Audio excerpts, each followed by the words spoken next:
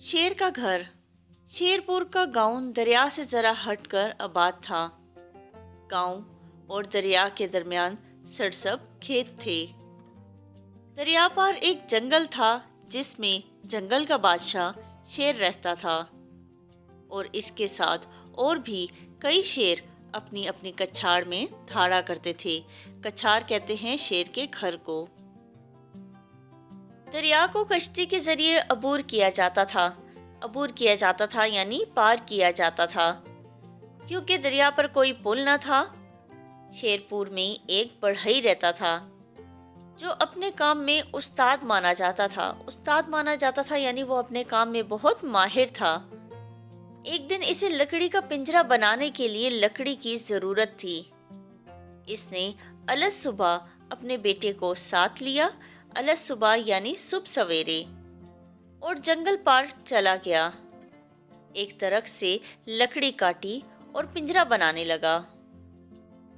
वो अपने काम में मसरूफ था कि एक शेर आ गया और बोला, बड़े मियाँ क्या बनाते हो? बढ़ई ने जवाब दिया, जंगल के बादशाह का घर बना रहा हूँ। शेर ने कहा, इस छोटे से पिंजरे में हम कैसे समा सकते हैं? बढ़ई ने कहा, जंगल के बादशाह इसमें दाखिल होकर देख लीजिए। शेर ने आओ देखा न ताओ पिंजरे में दाखिल हो गया। आओ देखा न ताओ इसका मतलब है बगैर सोचे समझे। बढ़ई ने फौरन दरवाजा बंद कर दिया। अब शेर कैद में था और पिंजरे से निकलने के लिए बेताब भी।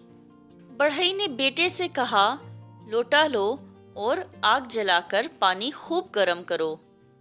लड़के ने ऐसा ही किया। जब पानी उबलने लगा तो बढ़ई ने लोटा उठाया और शेर पर डालने लगा। जूं जूं उबलता हुआ पानी शेर पर पड़ता, शेर तड़पता, हत्ता कि इसके बदन की खाल तक जल गई और शेर अधमुआ सा हो गया यानी मरने के करीब हो गया। बढ़ई ने ये देखकर पिंजरे का दरवाज़ा खोल दिया।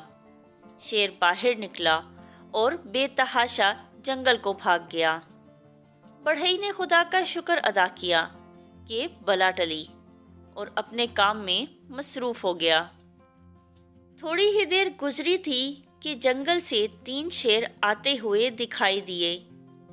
बढ़ई और इसका बेटा दरख्त पर चढ़ गए। शेर दरख्त के नीचे आए। इन्हें दरख्त पर चढ़ना नहीं आता था। आखिर जला हुआ शेर नीचे खड़ा हो गया। दूसरा शेर इसकी पीठ पर चढ़कर खड़ा हो गया। बढ़ई ने देखा कि अब हमारी खैर नहीं। इसने चिल्लाकर कहा, लोटा लाओ। ये सुनना था कि नीचे वाला शेर भागा। ऊपर वाले दोनों शेर भी ऊपर नीचे गिरे और भाग निकले। जंगल में जा घुसे और फिर इधर आने की कभी कोशिश ना की। बढ़ई की हाजिर दिमागी ने ना सिर्फ शेर को भगा दिया बल्कि ये भी साबित कर दिया कि इंसान जंगल के बादशाहों का भी बादशाह है।